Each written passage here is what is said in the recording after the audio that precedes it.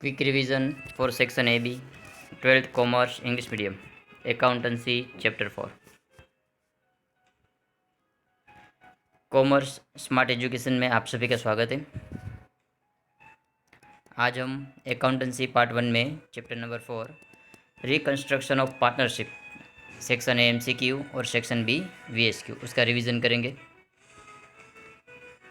Section A first, eight the time of reconstruction of a partnership firm is prepared. जब आप reconstruction कर रहे हो पार्टनरशिप फर्म का यानी कि पुनर्निर्माण कर रहे हो तब उस टाइम हमें क्या प्रिपेयर करना पड़ेगा? तो आंसर इज़ रिवैल्यूएशन अकाउंट। यानी कि जब हम रिकंस्ट्रक्शन करते हैं तब एसेट्स और लायबिलिटीज़ की रिवैल्यूएशन करनी होती है, उसकी इफ़ेक्ट जहाँ पे हम देंगे उसको कहेंगे revaluation account. Second, where are the effects given when the value of assets increase at the time of the reconstruction of a partnership firm. जब रिकंस्ट्रक्शन कर रहे हो तब एसेट्स की वैल्यू इंक्रीज़ हो रही है तो उसकी इफ़ेक्ट आप कहाँ पे दोगे? ठीक है, तो उसकी दो इफ़ेक्ट होती है। First is answer addition in assets value, assets value में हम ऐड करेंगे उसको, and the revaluation account will be credited. जो प्रॉफिट हो रहा है जितना प्रॉफिट होगा उसको हम रिवैल्यूएशन अकाउंट में क्रेडिट साइड मेंशन करेंगे। Third, revaluation account is also known as, तो रिवैल्यूएशन अकाउंट को हम दूसरा किस तरह से पहचानते हैं?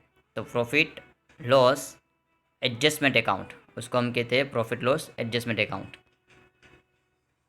Fourth, where are the effects given when the value of liabilities decrease at the time of the reconstruction of partnership firm. तो इसकी दो इफेक्ट होती है। लायबिलिटीज़ डिक्रीज हुई तो एक तो लायबिलिटीज़ में से आपको सब्सट्रैक्ट यानी कि माइनस करना है, दूसरा लायबिलिटीज़ डिक्रीज हो रही है तो हमें प्रॉफिट हो रहा है। अगर प्रॉफिट हो रहा है तो रिवैल्यूएशन अकाउंट के साइड में हम क्रेडिट साइड लिखेंगे। तो answer is subtract for from such liabilities and the revaluation account will be credited. Fifth, in which ratio profit और loss of revaluation account is distributed between the partners. जब profit और loss revaluation account में हो रहा है तब उसको distribute करना है पार्टनर के बीच में, तो कौन से रेशियो से डिस्ट्रीब्यूट करोगे आप? तो answer is old profit loss ratio. 6, where is the accumulated profit as per the balance sheet shown at the time of the reconstruction of a partnership firm। accumulate profit means इकट्ठा किया हुआ profit, तो balance sheet के जब वहाँ पे shown यानी कि वहाँ पे दिखाया हुआ है तो आप क्या करोगे उसका? तो answer is credit side of partners capital accounts. जो इकट्ठा किया हुआ प्रॉफिट है, जो रिजर्व है, वो रिकंस्ट्रक्शन टाइम पे हमें क्या करना है? जो करंट पार्टनर्स है एग्जिस्टिंग पार्टनर्स उसके बीच में हमें डिस्ट्रीब्यूट कर देना है। क्लियर? इसलिए आंसर आएगा credit side of partners capital accounts. 7, in the reconstruction of partnership form sacrifice, तो सेक्रीफाइस की फॉर्मूला क्या है? Old profit and loss share minus new profit and loss share. 8, in the reconstruction of a partnership form gain ratio, तो gain ratio की formula क्या है? New profit and loss share minus old profit and loss share. 9, eight the time of the reconstruction of a partnership firm investment are shown at blank in the balance sheet after the revolution. अगर आप reconstruction कर रहे हो partnership firm का तो investment की value जब after revaluation के बाद कौन सी सोन यानी कि कौन सी दिखाओगे आप? तो आंसर इज मार्केट वैल्यू। तो हमें रिकंस्ट्रक्शन के बाद जो नई बैलेंस शीट हम बनाएंगे उसमें हमें मार्केट वैल्यू ही लिखनी है एसेट्स और लायबिलिटीज़ की। 10,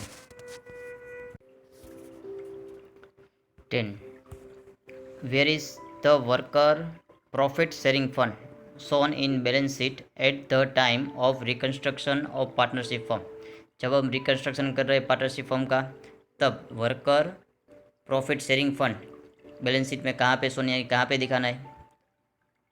तो आपको पहले पता होना चाहिए कि वर्कर प्रॉफिट शेयरिंग फंड वो हमारी लायबिलिटीज है। क्लियर? ये आपको मालूम होगा तो आप आसानी से इसका आंसर दे पाओगे। Answer is capital liabilities side of balance sheet after reconstruction, यानी कि लायबिलिटी साइड में हमें उसको शोन यानी कि दिखाना है। 11. How can the profit and loss sharing ratio between the partners in existing partners firm be changed?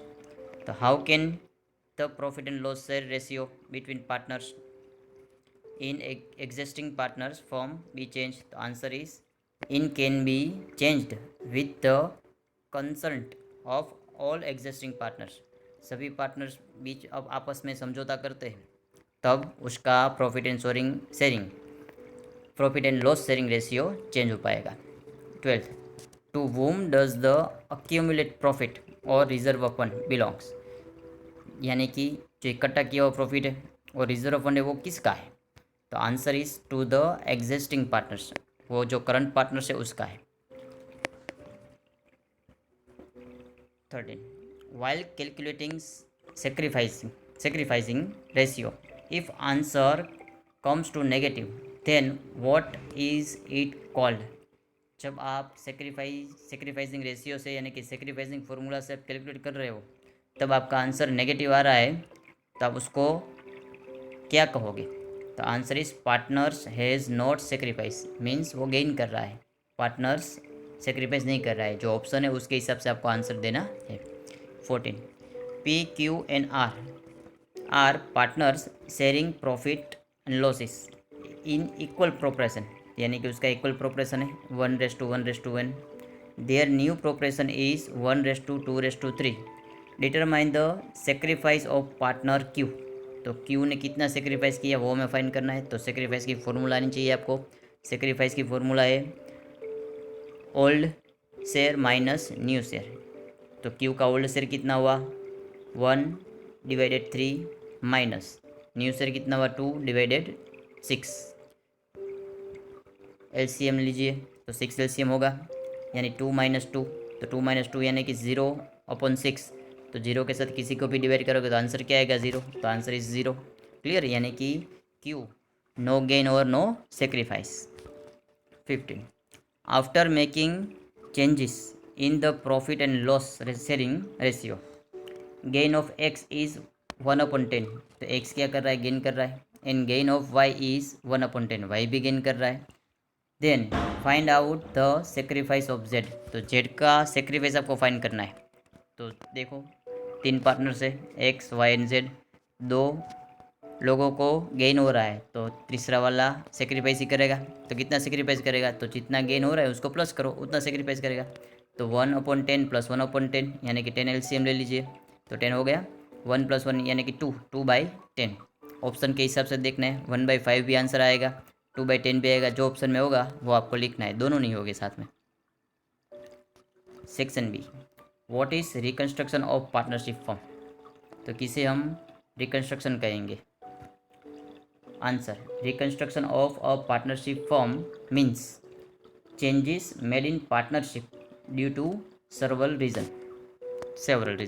ठीक है, तो changes made in partnership due to several reason, यानी कि कई सारे रीज़न हो सकते हैं पार्टनरशिप चेंज होने के। व्हाट इज रिवोल्यूशन अकाउंट, तो रिवोल्यूशन अकाउंट किसको कहेंगे हम?